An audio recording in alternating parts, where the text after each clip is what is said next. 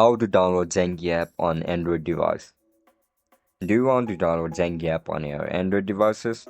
If that's so, then this video might help you out. Without further ado, let's get started. First of all, open Play Store on your mobile device.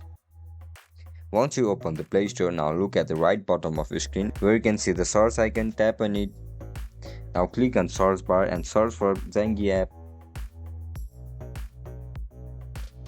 After you search for it, click on the second option where you can see the icon for Zangi.